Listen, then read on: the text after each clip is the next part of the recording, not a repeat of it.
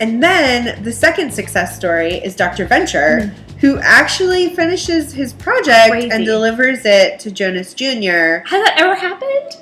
I mean, okay, here's the thing. He had an army of interns.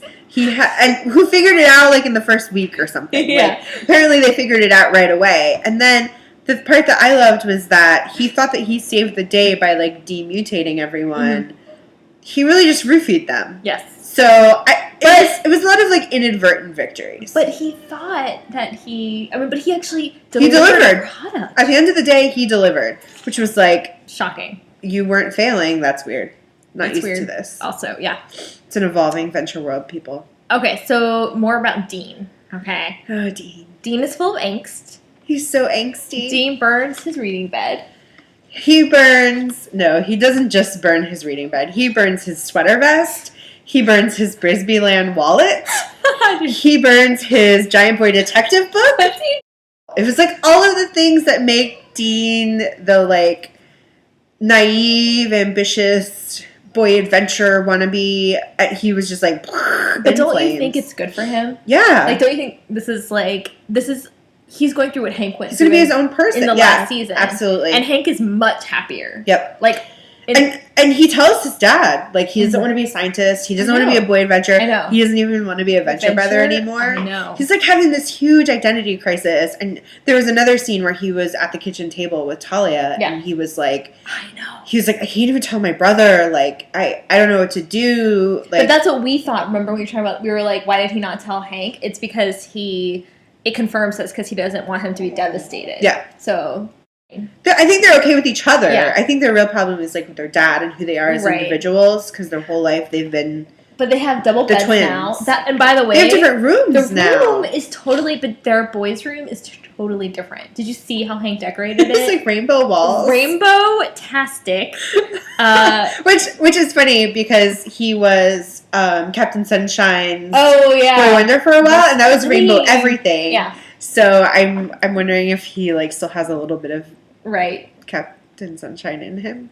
I thought the Dean's room was very like goth dorm chic. I tried to take a screenshot of it actually with like it even had like the blinds were like the string. Yeah, I knew you would appreciate that. How they were like tucked onto they were like gorgeously draped. painted. Oh my gosh, it looked so nice. That exposed brick on one side and the great bookshelf. Holly, black is what I wear because black is what I feel. I loved him so much. Like, Emo Dean is the best Dean. Even though he's growing a goatee. Yeah, that was funny. It just looks like little... What if he grows an actual goatee? It will not be good. Oh, God. He's going to look more like his father. Oh, yeah. And I like how, believably, the first girl who meets Dean on campus has a crush on him. Right. Which is cute. It's a good sign. And then he has that montage sequence like you mentioned. But I froze the image where he's like part of their montage where they're reading a book together. Mm-hmm. And the book was called The Cathode Ray Tube for Boys. Which is like part of the science behind television. Yeah. Which is very sciencey. So I don't think that he's totally done with science. Do you know what I mean? Yeah. Like, even though he was like, I don't like science anymore. I mean, the first girl who actually likes him back and that isn't a mutant, he's going to be in love with forever. And he gets a kiss and it goes straight to his head. Yeah. What? Straight to his head. What? He's immediately like, yeah. I thought he was just happy. I was just watching it and I'm like, and it went straight to his head. Great. Oh, because he screamed that I'm king of the world. Yeah, I'm king of the world. Okay. Good point. Yeah. Okay, so moving on to like probably my favorite thing in this episode, which is Augustus St. Cloud. Augustus St. Cloud and his magic. He's enemies with Billy now, apparently. And he pulls up in like Bruce Wayne's car, which is amazing. Which I love that Pete was like, Bruce Wayne. I know, he's like, what? And he kind of reminded me of, you know, in The Incredibles, the lady who makes their costumes with like that short blunt bob cut.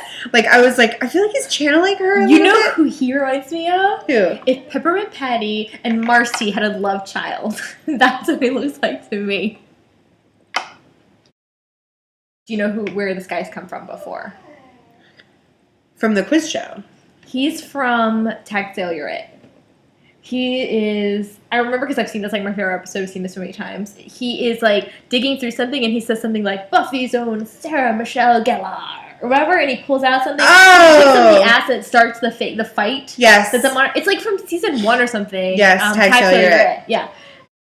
So, apparently, this whole time, he's been Rusty's best customer. Which, again, who knew Rusty had customers? That was so crazy to me that, like, he kept rattling off things that he had sold to him. Mm-hmm. Like, of course, leave it to Dr. Venture to sell off all of his important shit so that he could just make some extra money. But again, it's just based on his father's fame. Because it's things that, from, that are just collectibles. So, and did you see it?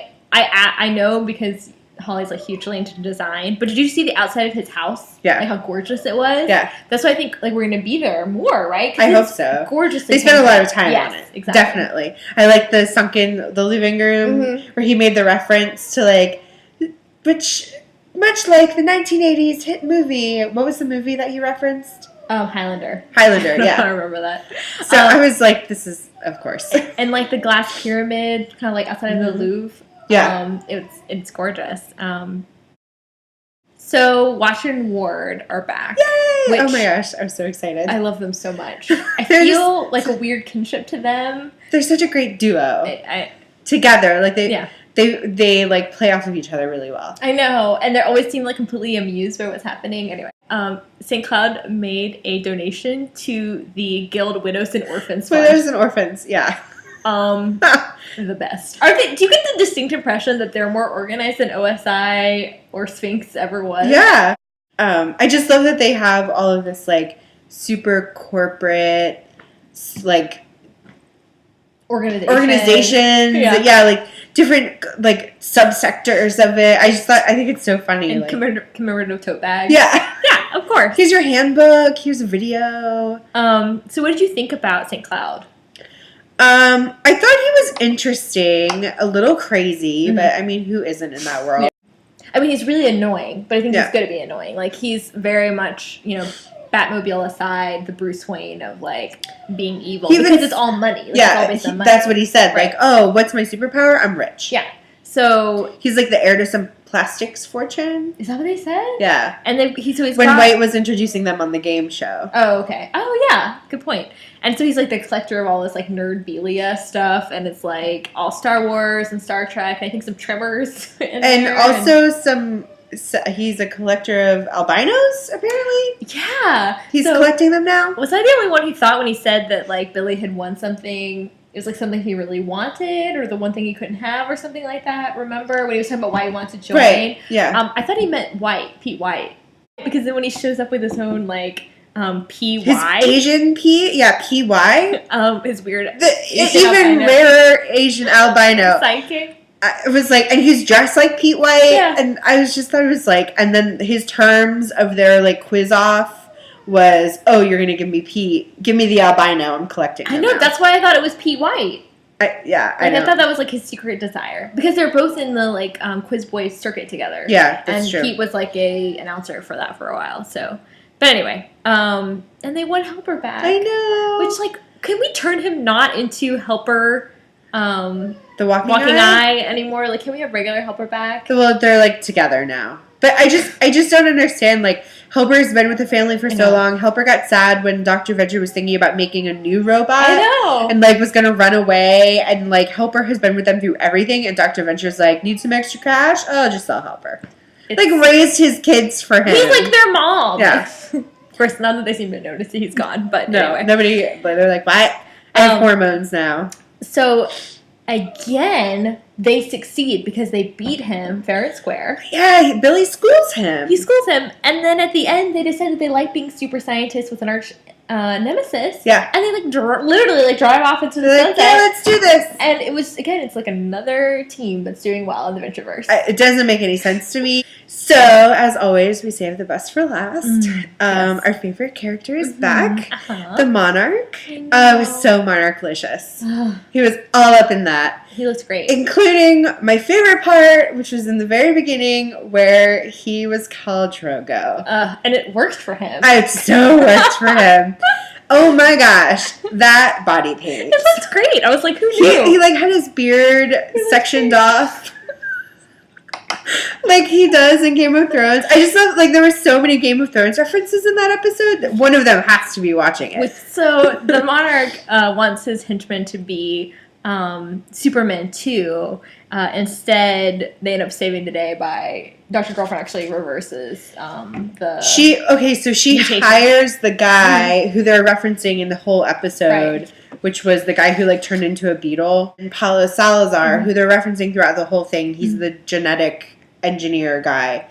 And he gets him to, like, genetically engineer the butterflies so that they'll reverse the genetic mutations. But the monarch doesn't know this, so he thinks that they're like, his super mutant army, and they're going to kill everyone, which is awesome and kind of cute and sweet. I know, and they saved the day. They saved the day! Aren't they doing ridiculously well? Yeah. Based on this episode. Yeah. Because, like, last season, remember, we were kind of worried because there was, like, that weird thing with her in 21. Right. And so we were kind of, like, anxious that they were breaking them up. But they were, like, so in love. I've always been in love. But they're like, this episode. They just let it get in the way sometimes. Yeah, exactly. They were kind of like so flirty this episode. I'm going to put that lightly. He got super turned on by her, like, sciencing and her sleuthing. What about the part at the end when it's like you come back after the credits and they're so cute and they're so high.